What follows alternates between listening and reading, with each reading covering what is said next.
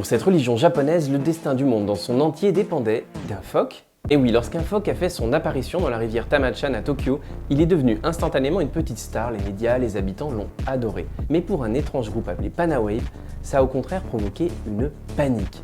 Panawave, c'était un groupe mystique paranoïaque face aux ondes électromagnétiques qu'ils croyaient fatales. Pour se protéger de ces ondes, ils vivaient et travaillaient tous en blanc.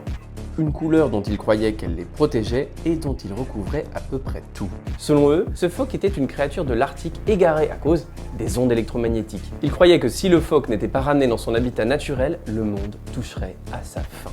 Qu'à cela ne tienne, ils tentent alors de le kidnapper pour le ramener dans son habitat naturel en se faisant passer pour une organisation environnementale. Mais ils sont démasqués et le Japon découvre leur déclaration complètement folle. Panawave ne s'est pas découragé et a fixé la date de l'apocalypse au 15 mai 2003. Les fidèles ont lancé un grand convoi, toujours vêtu de blanc, pour trouver le point le plus sûr sur Terre, qui leur donnait quand même une chance de survie face à l'apocalypse. Et ils n'hésitaient pas à chasser toute personne avec des engins électroniques, y compris les journalistes.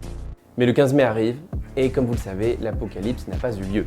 Quant au phoque, l'histoire ne dit pas ce qu'il est devenu, peut-être qu'il est encore en train de nager dans la rivière Tamachan, ou alors peut-être est-il retourné dans l'Arctique et a-t-il sauvé la Terre sans le savoir.